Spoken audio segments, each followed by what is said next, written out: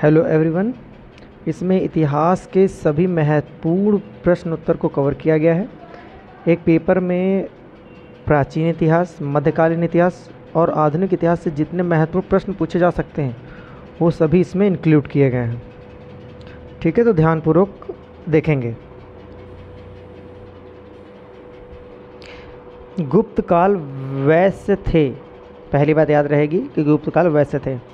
अपनी राजधानी कौशाम्बी बनाया था, ये भी बात ध्यान रखेंगे। संस्थापक श्रीगुप्त थे। एक लाइन में 3 प्रश्न हैं। गुप्त काल वैश्य थे, अपनी राजधानी कौशाम्बी को बनाया और संस्थापक श्रीगुप्त थे। वास्तविक संस्थापक अगर बात करें तो चंद्रगुप्त प्रथम था। राजा रानी प्रकार का सिक्का चलाया था इसने। बहुत कम शब्दों में लाइन को कम समेटा गया है, तो कम से कम शब्दों में याद कर लेंगे। समुद्रगुप्त की नीतियाँ बहुत आक्रामक थी, अशोक के विपरीत था। दक्षिण भारत के 12 राज्यों को पराजित किया और उसे कर वसूलता रहा। तो पेपर में पूछा गया प्रश्न, समुद्रगुप्त ने कितने राज्यों को पराजित किया था? तो 12।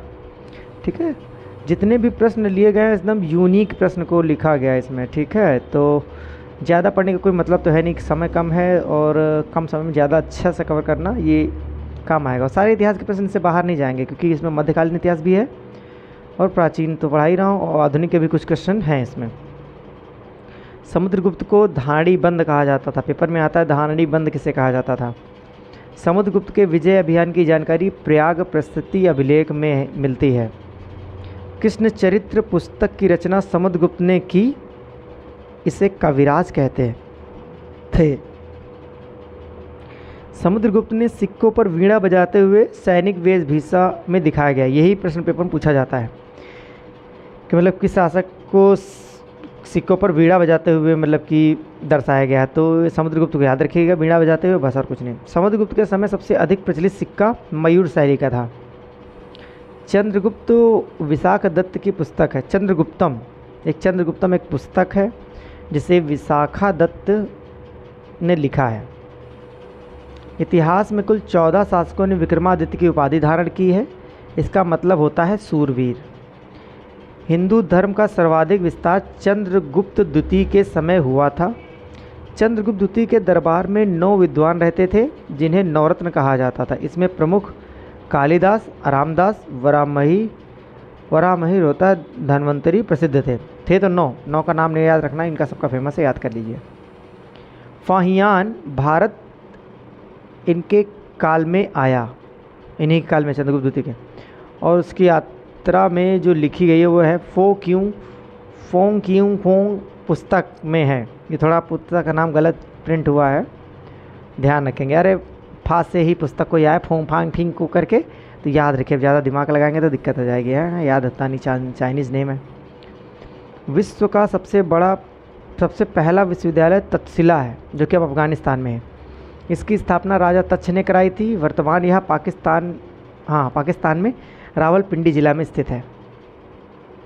विश्व का पहला हॉस्टल सुविधा देने वाला विश्वविद्यालय नालंदा विश्वविद्यालय। अच्छा, कोई बता सकता है कि नालंदा विश्वविद्यालय का नाम नालंदा विश्वविद्यालय क्यों है? अगर कोई बता दिया तो वो ब्रिलियंट हो और ना बता पाए तो फिर समझ जाओ सबसे बड़े वाले। अब आगे नहीं बोलूँगा। ऐबक का सेनापति बख्तियार खिलजी ने नालंदा विश्वविद्यालय को ध्वस्त कर दिया। भानुगुप्त के एरड़ अभिलेख से सती प्रथा की जानकारी मिलती है। कर्षपान पंचमार्क सिक्कों को कहते हैं।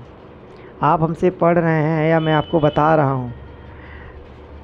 I have qualify my PCS prelims in just first attempt. तो होता क्या है कि सामान्यतः बच्चा जितना पढ़ता है, ये मैं लिख कर दे सकता हूँ, जो बच्चा दिन रात केवल पढ़कर पेपर देने जा रहा है पहली बार, 90% वो डिसक्वालीफाई ही होता है। फिर क्वालिफाई कौन करेगा? वो 10% बच्चे जो पढ़ने के पश्चात लमसम 20 से 25 टेस्ट लगाएंगे। पढ़ने के बाद जो व्यक्ति टेस्ट लगाता है पेपर में वही क्वालिफाई करेगा। बाकी हाथ पे हाथ रखे बैठे रहो, पेपर नहीं क्वालिफाई होगा। हम शायद 3 महीने 4 महीने पढ़े थे क्योंकि BSc क्वालिफाई किया मैंने मई में, और शायद दिसंबर में पेपर था, 15 दिसंबर को। 3 महीने तो समझने बूझने में चले गए मई में, तो उसके बाद 3-4 महीने मैंने पढ़ा। उसके बाद 1 महीने मैंने जमा के टेस्ट लगाए, 20-25 टेस्ट लगाए थे, उन्हीं को बार बार लगाता रहा। पेपर में बैठा तो 112 क्वेश्चन सही थे हमारे। तो टेस्ट का बहुत बड़ा इम्पोर्टेंस है। अब इनको पढ़ने के पश्चात पेपर कम, समय नज़दीक है, टेस्ट जितना हो सके उतना लगाओ। किसी भी एग्ज़ाम को क्वालिफाई करना है तो जस्ट टेस्ट, अरे वो अब आपको निकालने का टेस्ट है। हम लोग क्या कहते हैं, केवल पढ़ते रहते हैं। ये जब मिडिल क्लास लोग होते हैं ना, ये कुछ ज़्यादा ही पढ़ने में फोकस करते हैं, बेचारे फीस तो कहीं दे नहीं पाते, खुद ही पढ़ पढ़ के सोचते पढ़ के पेपर निकाल लेंगे, दिन रात पढ़ के। अरे बाहर निकलोगे तो पता चलेगा कितना लड़का पढ़ रहा है। सबका पेपर क्वालिफाई नहीं होता, कारण है क्योंकि पढ़ने से पेपर क्वालिफाई नहीं किए जा सकते। इतनी हिंट दी है, बाकी समझदार के लिए सारा काफ़ी है कि करना क्या है उसे। चलो पढ़ लेते हैं। भानुगुप्त के एरर अभिलेख में सती प्रथा की जानकारी मिलती है। कर्षपान पंचमार्क सिक्के को कहते हैं। गुप्त काल की भाषा संस्कृत थी। वर्तमान हिंदू धर्म गुप्त काल की देन है। उनकी राजधानी कौशाम्बी थी। अर्थव्यवस्था का सबसे बड़ा स्रोत भू राजस्व था। देख लो, गुप्त काल की भाषा कैसी थी, संस्कृत थी, ठीक है। वर्तमान हिंदू धर्म गुप्तकालीन की देन है, ये भी ध्यान रखेंगे। राजधानी कौशाम्बी थी, मैंने ऊपर बताया। जब नोट्स बनाते थे तो एक ही लाइन में सारे लाइनें कवर कर लेते थे। अब क्या बताया, अब 17 नोट्स में इतिहास को कवर किया, देखो क्या ही होता है। इनके समय शासन की सबसे बड़ी इकाई देश होती थी। देश का सर्वोच्च राजा होता था और न्याय भी सर्वोच्च होता था। इस समय सबसे प्रमुख अधिकारी कुमार अमात्य था, जो वर्तमान में डीएम के पद पर था। कुमार अमात्य मतलब डीएम का पद। इस समय बाल विवाह, पर्दा प्रथा, सती प्रथा का प्रचलन था। अब समझो, गुप्त काल के समय भी बाल विवाह था, पर्दा प्रथा थी, सती प्रथा थी। ध्यान रखेंगे। अब कहता है गुप्त काल के समय सती प्रथा प्रचलित थी या नहीं थी, तो आपको पता होना चाहिए। प्रचलित थी भाई। सती प्रथा है तो पर्दा प्रथा होगा, पर्दा प्रथा है तो बाल विवाह है। आगे देखते हैं। इस समय वैश्यावृत्ति भी थी, लेकिन लिप्त महिलाओं को गणिका या कुट्टिनी कहा जाता था। अजंता की गुफाओं का निर्माण गुप्त काल में हुआ और इनकी एक खास बात है, शायद ये एक राज्य में ही फैली है मात्र, इनकी अपनी कहानी है। महाराष्ट्र की गुफाओं की संख्या 29 है। गुप्त काल की गुफाएं 16, 17 और 19 नंबर वाली हैं। 16, 17 और 19 नंबर वाली हैं। अफगानिस्तान बामियान में स्थित बुद्ध की मूर्ति इन्हीं के काल में बनाई गई थी। तारामढ़ तथा मिर्हिकुल दो प्रमुख हूण आक्रमणकारी थे। अब याद रखेगा, हूण, हड़ लिखा है यहाँ पर, हूण। तारामढ़ तथा मिर्हिकुल हूण आक्रमणकारी थे। हर्षवर्धन साहित्य प्रेमी था। इससे 3 पुस्तक की रचना की, नागानंद रत्नावली प्रियदर्शिका। नागानंद रत्नावली प्रियदर्शिका एक आ जाएगी, काम हो जाएगा। सारे इतिहास क्वेश्चन इस पीडीएफ से बाहर नहीं जाएगा, आई गारंटी। जब आपका पेपर कभी क्वालिफाई होगा तो आप भी गारंटी लेना चालू कर देंगे कि क्यों पेपर में वही प्रश्न पूछा जाता है, ऐसा नहीं पूछा सकता है। चलिए कोई नहीं। वैनसांग की भारत यात्रा इसी काल में हुई थी। वैनसांग कब आया? इन्हीं के काल में है ना, गुप्त में। नहीं, ये तो हर्षवर्धन में आया था। वैनसांग हर्षवर्धन में आया, 629 ईस्वी में आया था। इस समय नालंदा विश्वविद्यालय के कुलपति शीलभद्र थे। हर्षवर्धन समस्त उत्तर भारत को जीत लिया था, किंतु कश्मीर को अपने क्षेत्र में नहीं मिला पाया था। अब यही पूछा गया था, निम्न में से कौन से क्षेत्र को हर्षवर्धन नहीं विजित कर पाया? उत्तर होता है कश्मीर। पुलकेशिन द्वितीय का कर्नाटक में स्थित ऐहोर अभिलेख से मिलती है जानकारी। पुलकेशिन द्वितीय के बारे में कहाँ से मिलेगी जानकारी आपको? ऐहोर अभिलेख से मिलेगी। हर्षवर्धन की कोई संतान नहीं थी। वर्धन वंश का पतन हो गया। इसकी मृत्यु का युग परिवर्तन काल भी कहा जाता है। अब ये जो रचना मैं बताने जा रहा हूँ, इसे आप हल्के में न लीजिए, अपने आप में बहुत खतरनाक है ये। कौन सी? तोलकापियार ने तोलकापियम नामक तमिल साहित्य की रचना की। That's very important. तोलकापियर ने तोलकापियम की तमिल साहित्य की रचना की। जो इंपॉर्टेंट बोल रहा हूँ उसे इंपॉर्टेंट मानिए। संगम काल के राज्य चेर पांड चोल है। संगम काल के राज्य चेर पांड चोल है। इस काल की जानकारी इंडिका पुस्तक में मिलती है। अच्छा, इंडिका पुस्तक लिखने वाला व्यक्ति कौन था? आप कहेंगे मेगास्थनीज। देखिए, अब पेपर को बहुत कम समय बाकी है। इस वीडियो को अगर आप 2 बार देख सकते हो 2 बार देखें, 3 बार देख सकते 3 बार देखें, और ऐसे एग्ज़ाम में चले जाएं आप, ठीक है। और अगली बार से जब पेपर देने का अगर मौका मिले तो ध्यान रखिएगा, प्रैक्टिस, 1 महीना केवल प्रैक्टिस पे फोकस करो। रिवाइज भी करो चीज़ों, लेकिन प्रैक्टिस पे विशेष ध्यान दो। कम से कम 6 घंटे 5 घंटे प्रैक्टिस, अगर पेपर क्वालिफाई करना है तो। नहीं तो नहीं हो पाएगा। अगर आप सोचते 2 घंटे में बिना उसके निकाल लेंगे तो संभव नहीं है। अष्टाध्यायी ऐतरेय ब्राह्मण ग्रंथ से संबंधित क्या है? अष्टाध्यायी ऐतरेय ब्राह्मण ग्रंथ से मिलती है। संगम साहित्य तमिल भाषा में लिखे गए हैं। बहुत इंपॉर्टेंट है कि तेलुगु में लिखे गए, संस्कृत में लिखे गए, तमिल में लिखे गए। तो संगम साहित्य तमिल भाषा में लिखे गए हैं। इन्हें तमिलकम या द्रविड़ साहित्य भी कहा जाता है। तोल कापियम का संबंध व्याकरण से है। तोल कापियर ने भी ऊपर लिखा था, इसका संबंध किससे है? व्याकरण से है। दैट्स वेरी इंपॉर्टेंट पॉइंट कि तोल कापियर ने जो तोल कापियम लिखा उसमें क्या बताया गया है? व्याकरण। जैसे कि रजत रंगड़ी, हाँ रजत रंगड़ी किसने लिखी थी? शायद कल्हड़ ने लिखी थी, नहीं मैं उनका नाम भूल रहा हूँ। लेकिन क्या है उसमें? कश्मीर का इतिहास। अब कश्मीर अब पूछा जा रहा है कश्मीर के इतिहास में कौन सी घटना। पेपर के अंदर घुसते जा रहे हैं वो लोग, तो जल्दी जल्दी पेपर निकाल लो भैया, नहीं तो वो लोग पेपर की औकात बढ़ा रहे हैं दिन का दिन। त्रिकुराल या कुराल ग्रंथ को साहित्य का बाइबल कहते हैं। और आपको भरोसा तो करना पड़ेगा किसी न किसी पर, किसी न किसी भरोसा। आजकल बड़ी बड़ी कोचिंगों में तो बच्चों को बस 2 साल 3 साल का कोर्स कराते रहते हैं, वो लोग बेचारे ऊब जाते हैं, तो फिर चाहकर भी उनका पेपर नहीं निकलता है। तो पेपर निकाले मतलब एक बार किसी प्रकार सिलेबस पूरा करो 1 साल चाहे देकर, उसके बाद आप प्रैक्टिस पे फोकस करो, बस और कुछ नहीं करना है। जीवक चिंतामणि का संबंध जैन धर्म से है। शिल्पाधिकारम जैन से, मणि मेखला बौद्ध से। शिल्पाधिकारम जैन से संबंधित है, मणि मेखला बौद्ध धर्म से संबंधित है। ये बहुत इंपॉर्टेंट है, तमिल साहित्य हैं दोनों। जीवक चिंतामणि का संबंध जैन धर्म से है, शिल्पाधिकारम जैन से, मणि मेखला बौद्ध से संबंधित है। चालुक्य वंश के संस्थापक जयसिंह थे। चालुक्य वंश के संस्थापक जयसिंह थे। राजा राम प्रथम किसका था फिर? वो चोल का था शायद, चेक कर लेना एक बार। पुलकेशिन द्वितीय इस वंश का प्रतापी शासक था। चालुक्य वंश का सबसे प्रतापी राजा पुलकेशिन द्वितीय था। एहेल अभिलेख से इसकी जानकारी मिलती है। रिवाइज करना बहुत ज़रूरी है।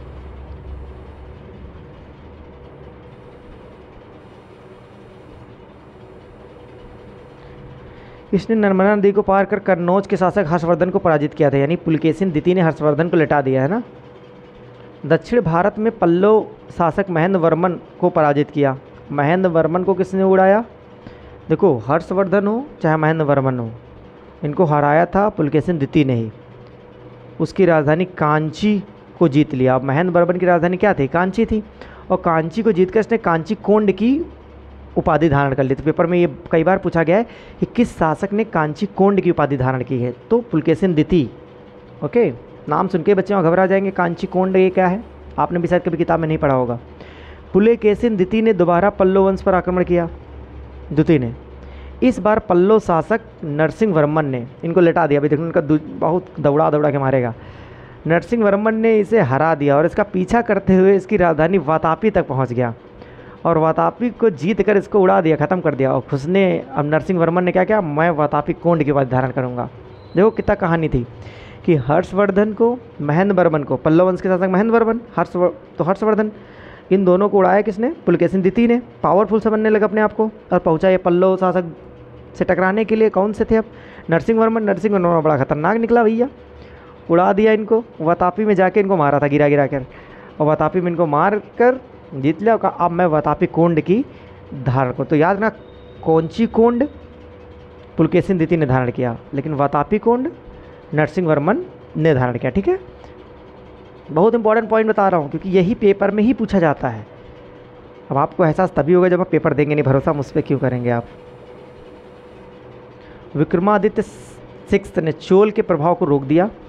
यह साहित्य प्रेमी था, इसके राजकवि विल्लन थे।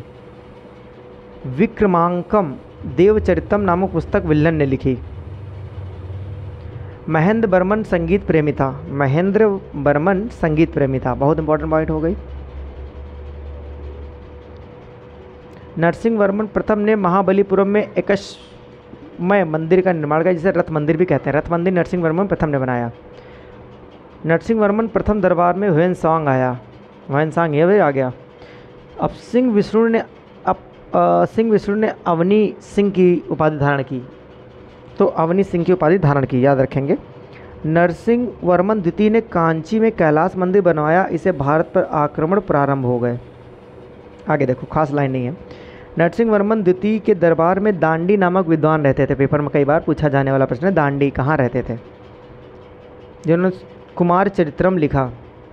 क्या लिखा? कुमार चरित्रम। नरसिंह वर्मन द्वितीय के कार्यकाल में थे। पारंतक प्रथम मदुरई जीतकर मदुरई कुंड की उपाधि धारण की। पारंतक प्रथम ने मदुरई जीतकर मदुरई कुंड की उपाधि धारण की। देखो, नरसिंह वर्मन प्रथम था जो जिसने पुलकेशिन द्वितीय को हराया, उसने वातापी कुंड की उपाधि धारण की। नरसिंह पुलकेशिन द्वितीय ने कौनसी कुंड की उपाधि धारण की? अब ये आए हैं पारंतक प्रथम मदुरई जीतकर मदुरई कुंड की उपाधि धारण की। अब फील आ रहा होगा आपको क्यों कोई ये धारण कर रहा है। राजा राज ने श्रीलंका के उत्तरी भाग को जीतकर चोल वंश में मिला लिया था। देखो, ये कह रहा था राजा राज प्रथम कहीं से चोल वंश का संस्थापक था। और ममूडी चोल की उपाधि धारण की। लो, चोल वंश को मिला लिया तो ममूडी चोल बना लिया। महमूज हो रहा पूरा की कर ली। इसने अपनी राजधानी तंजौर से बृहदेश्वर मंदिर का निर्माण कराया। बृहदेश्वर मंदिर का निर्माण करा दिया इसने। राजेंद्र प्रथम चोल वंश का सबसे प्रतापी शासक था। श्रीलंका को पूरी तरह जीत लिया था। चोल काल स्थानीय सुशासन भारत का सबसे प्राचीन स्थानीय सुशासन है। इस समय स्थानीय सुशासन का चुनाव लॉटरी पद्धति द्वारा होता था। चोल काल में शिव मंदिर का निर्माण हुआ जो धर्मवीर शैली में बने थे। द्रविड़ शैली का विमान शैली भी कहते हैं। ये धर्मवीर नहीं होगा, द्रविड़ शैली होगा। हाँ, धर्मवीर लिख गया। राष्ट्रकूट वंश के संस्थापक दंती दुर्ग हैं। कई बार पूछा गया, दुर्गा नहीं, दंती दुर्ग। दांती दुर्ग ने अपनी राजधानी मान्य खेत को बनाई। इस वंश का अगला शासक कृष्ण प्रथम था, जिसने महाराष्ट्र में एलोरा के कैलाश मंदिर का निर्माण कराया। अभी ऊपर कैलाश मंदिर का निर्माण किसने कराया था बताना कमेंट में, ठीक है।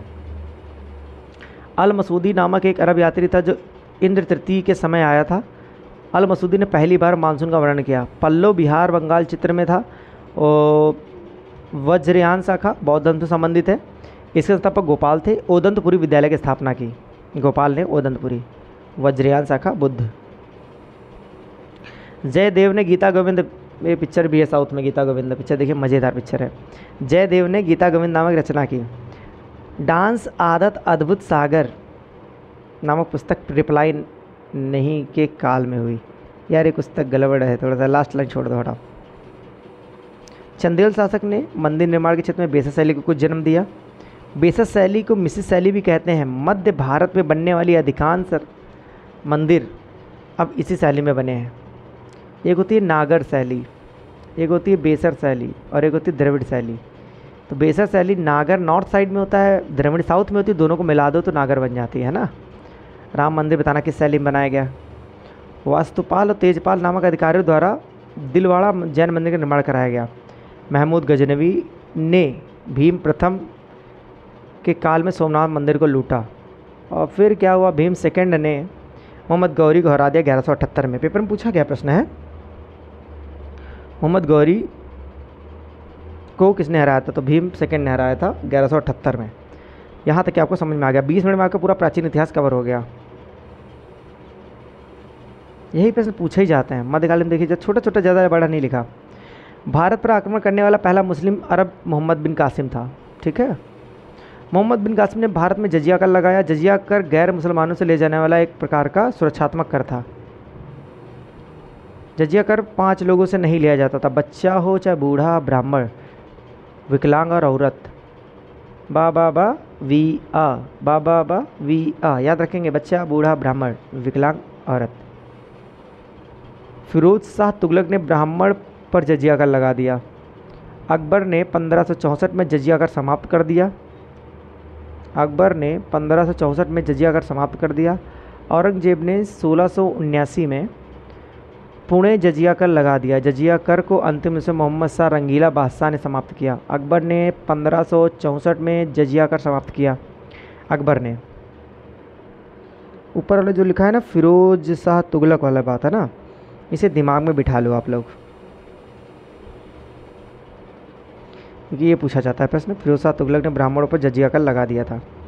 अकबर ने 1564 में जजिया कर समाप्त कर दिया। औरंगजेब ने 1679 में फिर से जजिया कर लगा। जजिया कर को अंतिम रूप से मोहम्मद शाह रंगीला ने समाप्त किया। भारत पर पहला तुर्क आक्रमणकारी गए थे, सुबुक्तुगीन है। मोहम्मद गजनवी सुबुक्तगीन का बेटा था। 1018 में कन्नौज को लूटा, 25 में सोमनाथ मंदिर लूटा, 27 में इसने जाट के विरुद्ध अपना अंतिम आक्रमण किया। मोहम्मद महमूद गजनवी के साथ फिरदौस अलबरूनी उत्तरी जैसे इतिहासकार आए। फिरदौस ने शाहनामा लिखा, अलबरूनी ने फिरदौस ने शाहनामा लिखा, अलबरूनी ने किताबुल हिंद लिखा, तहकीक हिंद लिखा। अच्छा, मतलब फिरदौस ने लिखा शाहनामा, है ना, अलबरूनी ने किताबुल हिंद लिखा, तहकीक हिंद लिखा। याद रखेंगे, फिरदौस ने शहनामा लिखा, अलबरूनी ने किताबुल हिंद लिखा, तहकीक हिंद लिखा। महमूद गजनवी को भूत सिकन या मूर्ति भंजक कहा जाता। वो मूर्ति तोड़ता रहता था जब देखो तब। 1194 में चंदावर के युद्ध में जयचंद को पराजित कर दिया। गौरी का सेनापति बख्तियार खिलजी। 1118 में नालंदा, गौरी का कुतुबुद्दीन ऐबक का था भाई बख्तियार खिलजी, गलत प्रिंट है इसमें। कुतुबुद्दीन ऐबक का सेनापति था बख्तियार खिलजी, उसने 1198 में नालंदा को ध्वस्त कर दिया था। चलो, मोहम्मद गौरी के 3 प्रमुख गुलाम थे, कुतुबुद्दीन ऐबक, यलदूज, कुबाजा। ये तीनों मोहम्मद गौरी के थे, कुतुबुद्दीन ऐबक और यलदूज और कुबाजा। इसमें कुतुबुद्दीन ऐबक सुल्तान की उपाधि धारण नहीं की, बल्कि मलिक तथा सिपह सिलार की उपाधि धारण की। गरीबों के प्रति दया का भाव रखता था, इसे हातिम भी कहा जाता था। कुतुबुद्दीन ऐबक सुल्तान की उपाधि धारण नहीं की। ठीक है, ध्यान रखेंगे कि किस शासक ने सुल्तान की उपाधि धारण नहीं की थी। ये कुतुबुद्दीन ऐबक नाम याद रखो, बहुत खतरनाक आदमी है ये।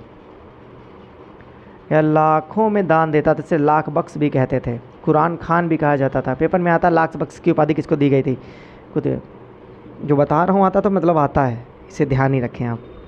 हसन निजामी ने ताज उल नासिर पुस्तक लिखी। हसन निजामी ने ताज उल नासिर पुस्तक लिखी। मिनहाज उस सिराज ने तबकात नासरी पुस्तक लिखी। मिनहाज उस सिराज ने तबकात नासरी पुस्तक लिखी। कुबुतुल इस्लाम मस्जिद ऐबक ने अच्छा, मिनहाज उल सिराज पेपर में बहुत इंपॉर्टेंट है पुस्तक ये, मैंने हल्के में ले लिया। मिनहाज उस सिराज ने तबकात ए नासरी पुस्तक लिखी। तबकात ए नासरी पुस्तक लिखी। ये एक आध क्वेश्चन ऐसे चिपकाते हैं वो लोग, बीसीएस में जानते हो, तगड़े तगड़े ऐसे क्वेश्चन आते हैं। कुब्बतुल इस्लाम मस्जिद ऐबक ने दिल्ली में बनवाई। कुब्बतुल ऐबक के गुरु का नाम बख्तियार काकी था। 1215 के तराइन के तृतीय 1215 के तराइन के तृतीय युद्ध में इसने यलदौज को पराजित किया। इल्तुतमिश को गुलाम का गुलाम कहते थे क्योंकि यह ऐबक का गुलाम था। Oh my God. इसने सुल्तान की उपाधि धारण की तथा अपने नाम में खुतबा पढ़वाया। इसने अपनी राजधानी दिल्ली को बनाया। याद रखना, दिल्ली को अपनी राजधानी किसने बनाया? इल्तुतमिश ने।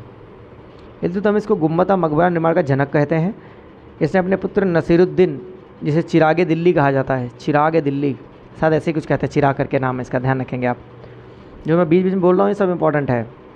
नसीरुद्दीन महमूद का मकबरा शुद्ध इस्लामी पद्धति पर बना भारत का पहला मकबरा था। इल्तुतमिश ने न्याय मांगने के लिए लाल वस्त्र पहनने की परंपरा चलवाई। इल्तुतमिश ने एकता व्यवस्था प्रारंभ की। 40 तुर्क सरदारों का एक सलाहकार परिषद बनाया जिसे तुर्कान चहलगामी, पेपर में आता है कि तुर्कान चहलगामी किसने चलाया? इल्तुतमिश ने। ध्यान रखेंगे इस बात को, तुर्कान चहलगामी। नसीरुद्दीन शाह टोपी सिलकर अपना जीवन व्यापन करता था। अच्छा, टोपी सिलकर नसीरुद्दीन शाह थे, हमको लगा था बाबर है। ठीक है, सही है। इसने बलबन को उल्लू खां की उपाधि दी थी नसीरुद्दीन शाह, और इस समय बलबन की शक्तियाँ बहुत भी बढ़ गई थी। बलबन ने नवरोज़ त्यौहार भी प्रारंभ किया। सिजदा तथा पैबो जैसी ईरानी पद्धति को भारत में लागू किया। रक्तलो को अपनाया। 40 दल को समाप्त किया। बलबन ने यूपी के गढ़ मुक्तेश्वर में एक मस्जिद बनवाई। कुतुबुद्दीन ऐबक आया, फिर आराम शाह आया, फिर इल्तुतमिश आया। गलती क्या होती है, वो आराम शाह को गैप कर देते हैं। ऑप्शन में रहेगा क्रम से लगाने में, आप कुतुबुद्दीन के बाद और इल्तुतमिश को लगाते हैं, गलती यही होती है। तो मैंने बहुत हिसाब से लिखा है, एक एक शब्द छांट कर लिखे हैं, पेपरवा में सब इसी से आने वाला है।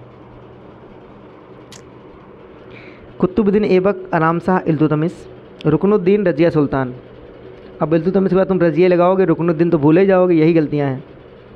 तो कुतुबुद्दीन ऐबक के बाद आराम शाह को लगाओ, कुतुबुद्दीन के बाद आराम करो, फिर इल्तुतमिश को लाओ, फिर रुको, फिर रजिया को लाओ, फिर बारहमासा लाओ, फिर अलाउद्दीन लाओ, नसीरुद्दीन शाह लाओ, बलबन, कैकूबर, क्यूमर से या पूरा गुलाम वंश है।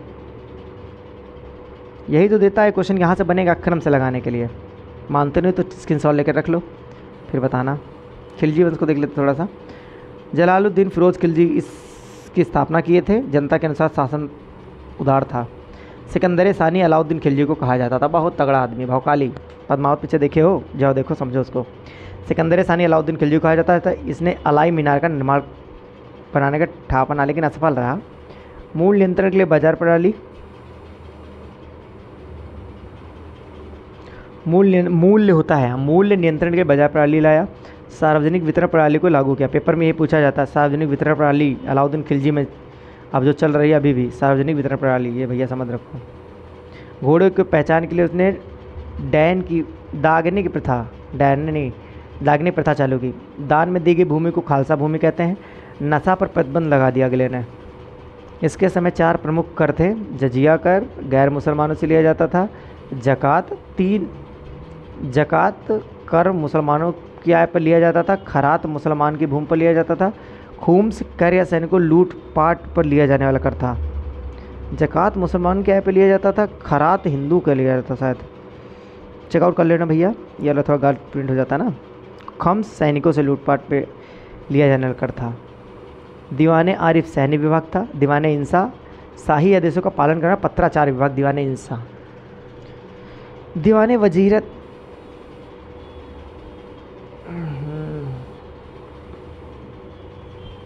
दीवाने वजरत वजीर प्रधानमंत्री पद पर वजीर नियंत्रण सबसे ज़्यादा महत्वपूर्ण पत्थर दीवाने रियासत बाजार पर नियंत्रण रखता था। 1301 में इसमें अलाउद्दीन रणथंभौर जीत लिया। 1303 में अलाउद्दीन ने चित्तौड़ जीता। रणथंभौर की जीत पूछी जाती है ना 1301 में, और 1303 में ही इसने जीता चित्तौड़। अभियान अलाउद्दीन ने पद्मावत रानी के लिए किया था। राजा रतन सिंह के पराजित किया और यहाँ महिलाओं को जौहर कर लिया। अलाउद्दीन के 4 प्रमुख सेनापति थे। जफ़र, नुसरत, उलून, मलिक कफ़ूर। मलिक कफ़ूर बहुत सपोर्टर था इसका। जफ़र खान, नुसरत, उलब खान, मलिक कफ़ूर। कुतुबुद्दीन ऐबक, कुतुबुद्दीन मुबारक शाह खिलजी, इसने खलीफा के पद को मान्यता नहीं दी। कभी कभी महिलाओं को वस्त्र पहनकर आ जाता था, कभी निर्वस्त्र आ जाता था। कुतुबुद्दीन मुबारक शाह खिलजी। तुगलक वंश की स्थापना गयासुद्दीन तुगलक ने किया था। यह किसानों की सहायता के लिए नहर निर्माण कराया था। हालांकि नेहरू का जाल फिरोज शाह तुगलक ने बढ़ा दिया। मोहम्मद बिन तुगलक 23 भाषाओं का अच्छा जानकार था। ज्योतिष, खगोल, गणित का भी अच्छा विद्वान था। देख रहा हूँ मोहम्मद बिन तुगलक की कहानी। मोहम्मद बिन 23 भाषाओं का अच्छा जानकार था। किसानों के लिए अमीर कोही विभाग बनाया। पेपर में बहुत इंपॉर्टेंट अमीर कोही। इब्न बतूता नेतृत्व में मोहम्मद बिन तुगलक ने डाक विभाग प्रारंभ किया। बरनी शब्द वर्षा आधारित खेती से संबंधित है। मोहम्मद बिन तुगलक होली का त्यौहार अपने दरबार मनाता था। मोहम्मद बिन तुगलक। फिरोज शाह तुगलक ने ब्राह्मणों पर जजिया का लगा दिया। अशोक के हरियाणा टोपरा अभिलेख को उत्तर भारत मेरठ अभिलेख में दिल्ली में स्थापित किया गया। अब तो स्पीड में पढ़ता हूँ ना। जो किसान सरकारी नहर से खेती करता था उसे हक़ सर्ब नाम का कर देना होता था। जो किसान सरकारी नहर से खेती करता था उसे हक़ सर्ब का कर देना होता था।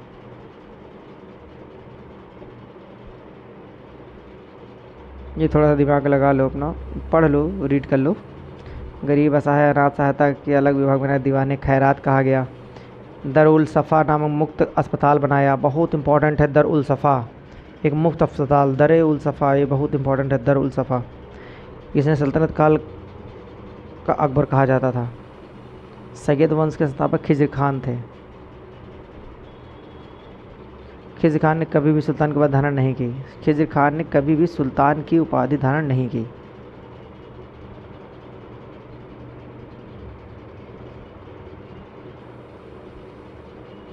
पहली बार मकबरा का निर्माण इल्तुतमिश ने करवाया, किंतु शुद्ध इस्लामी पद्धति पर मकबरा का निर्माण बलबन ने करवाया। सैयद वंश को मकबरा निर्माण काल कहते हैं। सिकंदर लोदी आगरा शहर की स्थापना 1504 में की थी। गुलरुखी नामक पत्रिका लिखी। 1518 ईस्वी में खतौली के युद्ध पर राणा सांगा ने पराजित कर दिया इसको। इब्राहिम को पानीपत युद्ध में 15 छप्पे में बाबर को मार गिराया। इब्राहिम को पानीपत के युद्ध में 15 छप्पे में बाबर ने मार गिराया और मुगल साम्राज्य की स्थापना कर दी। ठीक है, तो ये हमारी 30 मिनट की क्लास हो चुकी है। अब इब्राहिम लोदी से हम आगे बढ़ेंगे नेक्स्ट वीडियो में। आज के लिए इतना ही रखते हैं। अगर वीडियो अच्छा लगे तो लाइक कमेंट शेयर कर दें, और PDF अगर आपको चाहिए तो इस PDF को 30 रुपये देने पड़ेंगे इतिहास का, आपको PDF प्राप्त हो जाएगा। ठीक है, बहुत मेहनत की गई इसमें, ऐसी बात नहीं है, और अपना एक्सपीरियंस भी बता रहा हूँ मैं। ज़्यादा घबराने की ज़रूरत है नहीं, पेपर में प्रैक्टिस ही आपको है जिता सकती है, प्रीलिम्स तो इससे निकलता है। ठीक है, tata bye bye, like share subscribe ज़रूर कर दें। ओके।